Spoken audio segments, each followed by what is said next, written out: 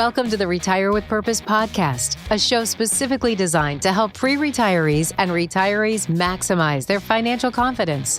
Casey Weed is a certified financial planner and president of Howard Bailey Financial. His newest book, Job Optional, is a Wall Street Journal bestseller and is available now on Amazon and at retirewithpurpose.com. He's your host on Retire with Purpose. Hey, I'm Casey, and I believe in retirement strategies that are driven by meaning and purpose. Join me this week and every week as we discuss thoughts and ideas with some of today's foremost experts in the field of finance and retirement, as well as discussing trending topics that could impact your bottom line. These discussions can help you make better financial decisions so you can live the lifestyle you've always imagined and deserve. Welcome to the show.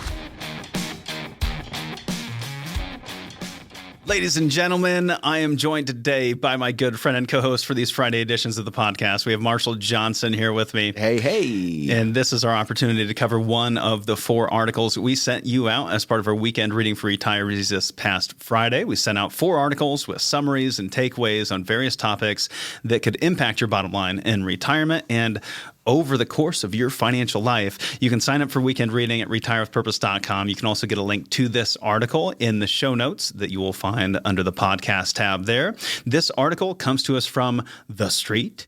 And it is titled The Mysterious Order, ... of Asset Withdrawal. Ooh, I like that ... It gives it a dramatic feel when she says the mysterious order of withdrawals. Oh, yeah. And this comes to us from a certified financial planner, a practitioner, advisor, Christy Sullivan. Christy with has an I. published this article. And I really love Christy's attitude. Marshall and I both agree. We love the way that she's approached this. It's very serious topic of taxes and retirement, withdrawal order. This is something that people take very seriously. And she does make light of the situation. However, she's still showing that she does take it seriously simultaneously. Yeah. And what she's doing is she's offering a potentially contrarian view. And I think the word potentially contrarian view to the rule of thumb for the order of accounts to withdraw from your retirement income, is it a potentially contrarian view? I think she says that because she's offering you reasons why maybe you should use the typical rule of thumb and alternatives or contrarian views on other avenues that you could go down that might make more sense for your unique situation. I want to say this isn't the first article I considered for this week. And right. There was another article from Morningstar that was a great article. I mean, very thorough, very technical, very serious. It was a little too serious for me. It was a little too technical for me, and it was taking too much, I felt like, of a hard line. It didn't do enough to consider the alternatives, and it missed out on some of the strategies that are outlined here that I think everyone that we work with at least needs to consider. Well, count every week how many times we get asked about withdrawal order and withdrawal rates and percentages, rules of thumb.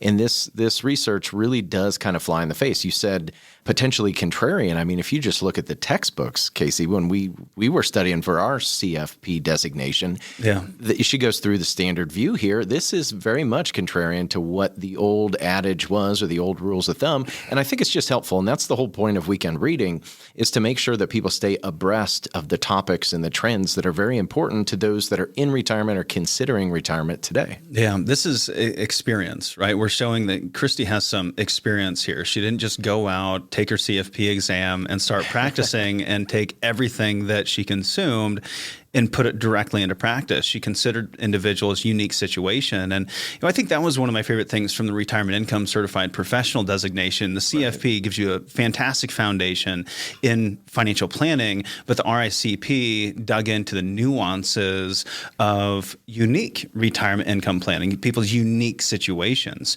She shares with us here 2 reasons that she thinks that the conversation itself is just overblown, followed by 3 ways that you can think about this mysterious order of withdrawal.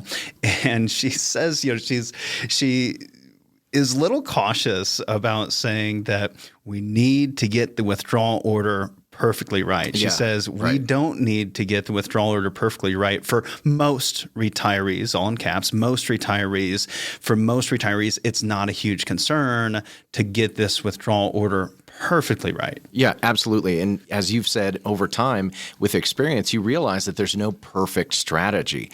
And here in this first paragraph, she shares reason number one. It's people don't tend to change. Even if you tell them that you can spend 10% more by using this strategy, people do not alter their spending habits. Yeah. How big of an impact is it really going to have? Yeah. If you look at any retirement planning software, we use some very sophisticated retirement tax planning software, and it can show you how, hey, you could spend 10% more every year when you're in retirement. However, the reality is that you're probably not going to spend 10% more each and every year because our spending habits, they're pretty well ingrained in us, in our brains, in our habits. That's just who we are. We don't go from spending $5,000 a month on the grind, pinching pennies and saving to all of a sudden stepping into retirement going, I'm going to spend $10,000 a month. Right. We don't start living that way. We're just not wired that way as humans. So if you're at $3,000 a month in spending in retirement, and now you can spend $3,300 a month, I'm not saying $300 is nothing to sneeze at, but are you really going to change your spending habits? How much is that realistically going to impact you in retirement? It's along the same lines of saying, hey, you step in retirement with $1 million, and that $1 million that you have today, what if it grows to 1.1 million? Will that change your lifestyle? Probably not going to change your lifestyle. It's nice that you have an extra $100,000, but how much of an impact is it really going to make? She goes on to make another parallel here with a home mortgage, saying, hey, it's like being told that a $3,000 a month mortgage is really only $2,700 if you count the tax write-off. If you aren't comfortable spending $3,000 a month, that year-end tax benefit, that extra $300 a month that you're getting every month, it's probably not going to change. If you're not comfortable spending $3,000 a month, you're probably not going to be comfortable spending $2,700 a month on your mortgage. And I think there's another element that we need to bring into the conversation, and that is the level of complexity that you have with your financial plan. Yeah. I hear some advisors or talking heads saying, this is real simple. You don't need to overcomplicate it. Let's just make it as simple as we possibly can. You'll be okay. And that's okay. Okay. But complexity isn't always a bad thing. Mm-hmm. Complexity can lead to huge benefits. Our business, I would say, is fairly complex, and we could really simplify our business, but it adds tremendous value to our team, our community, and the families we work with those layers of complexity. Right. And the same thing's true with your financial plan, that the more complex it is, it can be more beneficial. There are diminishing returns, of course, but complexities can be beneficial. The downside to complexity is that it can lead to a much bigger level of much more of a negative impact by having that complexity due to, I think, number one, overwhelm. That complexity that you're bringing into implementing a financial plan or a retirement strategy can lead to overwhelm, and in turn, it can lead to inaction. It might be more beneficial to make it a little bit simpler, and maybe you miss out on 5% a year in extra money you could save. Maybe you miss out on a little bit in order to actually reduce the overwhelm and ultimately take action and be able to step into retirement. And I think the best approach here with something like this or any of those other elements of financial planning that are outliers, long-term care solutions, legacy maximization, advanced estate planning, those elements of your financial plan, they're important, but they're not the starting point, and you don't have to get everything figured out and implement every aspect of your financial plan on day one. If you try to do that, I find there's very few individuals that'll be able to wrap their heads around that to the point where they'll actually take the action. Yeah, that's a great point. And I think, too, we don't always know what we don't know. And 18 months into retirement, the things that you thought you knew may be thrown entirely out the window. And that's what leads us into our second point here, that flexibility is key because tax laws, inheritance rules, RMD calculations, capital gains treatment, step up in cost basis, all these things are going to change. Different administrations are going to make changes. And over the course of a 25, 30, 40-year retirement, your withdrawal order may change 17 different times. Yeah, and we've seen that over the last 20, 25 years that we've been working with families. We've had to change our strategy when we're working with them. And this is what ultimately led to the evolution of our retirement planning frameworks. Our proprietary planning framework is the Retire with Purpose framework. It's made up of 4 pillars, which if you read Job Optional, you would read that as liquidity, income, growth, and estate. Right. And then you have tax planning that runs throughout. But you have these 4 pillars: liquidity, income, growth, and estate. We decided we would change growth to flexibility. And one, I like a good acronym, so that turned it into life planning, right? Yeah, however, the more important element is we realize even the growth that we're building into the plan is really there to be able to adapt. It's there for the purpose of flexibility. And flexibility is one of the most important, one of the cornerstones of every great financial plan. Hey, sorry for the interruption. It's Casey, and I know you're listening to the Retire with Purpose podcast because you want to maximize your financial efficiency and plan for a retirement that's filled with meaning and purpose. So I've got something for you. If you want to take this a step further, I want you to head on over to retirewithpurpose.com and sign up for Weekend Reading for Retirees. This is a collection of handpicked articles with commentary from myself sent every Friday straight to your inbox. Sign up, and I'll send you an email right away containing one of my favorite recent podcast interviews with insights into my biggest takeaways. Second, I want to share one of my favorite articles featured in my Weekend Reading for Retirees, along with commentary and an ebook copy of my best-selling book, Job Optional. And finally, I want to invite you to my upcoming webinar, where I take a deep dive into important concepts that will help educate you on making informed decisions for your best retirement.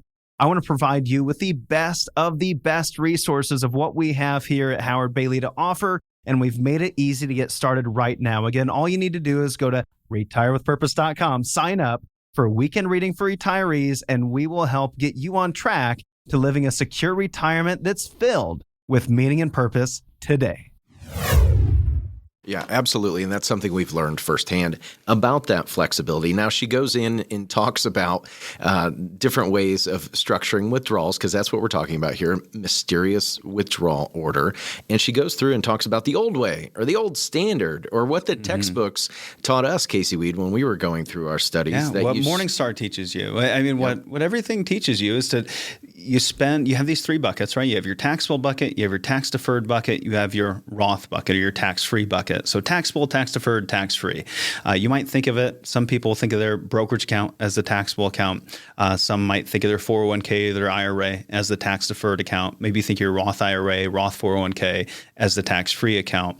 And if you plug numbers into any financial planning software, if you read virtually any financial planning textbook, you're going to find that it's going to tell you to spend down your taxable account, then you touch your tax-deferred account, and then you touch your tax-free account. So you're going taxable, tax-deferred to tax-free. And the idea here is that you're holding down that tax rate in the early retirement years where you presumably spend the most while you're allowing those tax-deferred, tax-free accounts to continue that tax advantage growth into the future. There's a disadvantage here, though. Yeah. And one that is not specifically mentioned here is what we see most often being the biggest issue is actually one that's occurring during your lifetime, not your heirs. The heirs are kind of the focus here as a disadvantage in the standard proposal for that withdrawal order. However, what we often find is if individuals delay that tax-deferred account for too long, that IRA for too long, when you turn 72, all of a sudden those required minimum distributions are generating more income than you actually need, pushing you into higher tax brackets, causing you Medicare premium penalties potentially, causing your Social Security to become taxable. And we need to factor in all of those things at the same time. Right. And what I found too is people look at 72 and they look at the potential required minimum distribution and they go, it's not that bad. It's like 40 grand. No big deal. But then you run that out to age 85 and then the spouse passes away. Now we've got a single single individual with an RMD over $100,000 a year, now pushing them up in 30-plus tax bracket. I just sat down with a gal last week where they're paying more today than they ever did during their peak earning years because they deferred those tax-deferred accounts. They did what the textbook told them to do. Yeah, and this isn't to mention what the textbook is not going to tell you about, what the financial planning software is most likely not going to analyze, and that is now you're, in all likelihood, leaving behind a tax-deferred retirement account to your heirs in their highest earning years, the peak of their earning years. They're receiving this tax-deferred account, and now, due to the Secure Act, you're now forced, or they're forced, to distribute the balance of that IRA out over a 10-year period. They can no longer stretch it out over their lifetime, just lending itself more to a strategy that's different than what we had seen in the past. And you've spent down all of those taxable assets, which could have been left to them, and they would have received a step up in cost basis and wouldn't have paid any taxes. Maybe. Well, and that's a great point. And that's further what kind of leads us into flipping the standard and doing pro rata withdrawals. Flip the script. Yeah, it is because tax law might change, so maybe it makes sense to use a different strategy. Before we get to pro rata, we want to talk about flipping the standard. Yeah, I love that. So instead of drawing from your taxable accounts first, draw from your tax deferred accounts first, and maybe even mix in a little bit of Roth.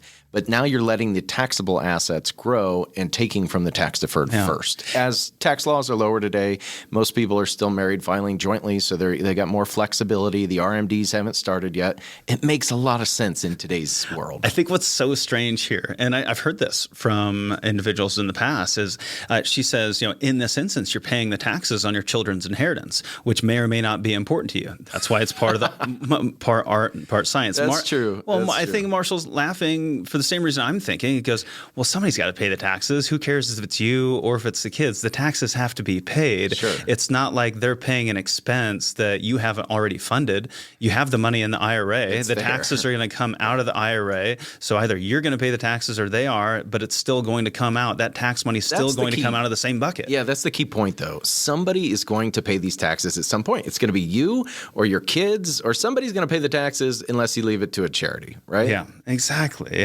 And then we get to the pro rata withdrawal strategy. Now, I kind of like that. It's kind of cool. I get it. I'm not wild about it, but I get it. And she shares. It would be kind of clunky in practice, right? Yeah.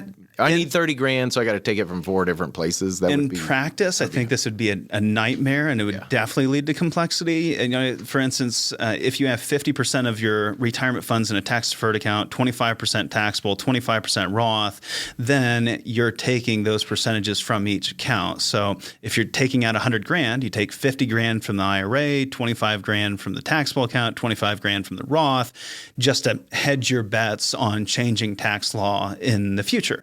And I get that. I think one of the strategies that is missed out on here, there's another one that I think makes a lot of sense for a lot of families, and that is a levelized strategy for your IRA.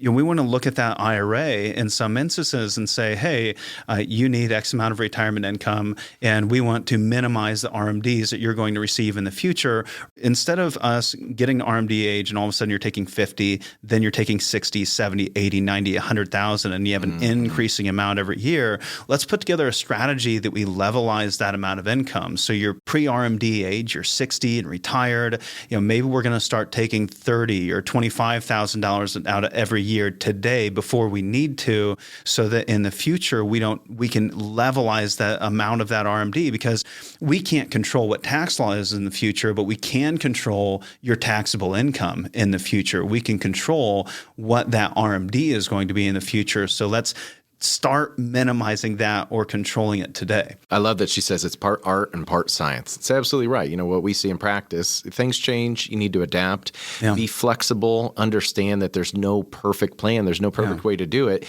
but you have to have flexibility. Think about this, Art. So I was working with a family this past week, and they're very charitably minded. They have enough where they can, leave a great big chunk to their children. They can still leave a great big chunk to charity. We have a large IRA, So there's a big chunk in an IRA. There's a way more taxable funds than they're ever going to be able to spend. So why don't we take the taxable funds, the need for income, put that into a charitable remainder trust, which they get income from for the rest of their life. They generate a tax deduction today. The balance goes to their heirs. And then their IRAs, they tithe every year. So we're going to let those IRAs continue to grow. And when they get to RMD age, they're going to do a qualified charitable distribution. They're going to eliminate the RMD from their tax returns, send it directly to the charity. When they pass, that IRA is going to fund a charitable remainder trust for their children. Their children will get income for the rest of their lifetime, effectively stretching the IRA for the kids, and the balance will then be left to charity upon their children's death. This is more art than science. It has to be unique to your unique situation. So think through all those different strategies. And again, it's going to be okay if you save this one for later, and don't place too much emphasis on it. Don't get overcomplicated. Don't get overwhelmed. As long as you leave flexibility in the overall strategy, a certain degree of flexibility in the strategy, giving you the ability to make adjustments in the future, you'll be just fine. We'll be back with you next week. Hey, thanks so much for tuning in today, and I hope you found the information here insightful. Both the Howard Bailey team and I strive to provide you with a variety of different resources to help maximize your financial efficiency. That's why I want to offer you a complimentary review of your entire financial and retirement plan. We'll meet with you either in person or virtually and help address your top financial concerns, as well as leading retirement pitfalls you might be unaware of. We'll also walk you through our Retire with Purpose planning framework, beginning with your why, then covering all other aspects of a well-rounded retirement plan, including liquidity, income, flexibility, estate, and tax planning. To get started, visit retirewithpurpose.com and schedule a meeting time that's most convenient for you. At no obligation, we'll visit with you and provide you with a complimentary financial roadmap. Schedule your free financial review now by going to retirewithpurpose.com. That's retirewithpurpose.com.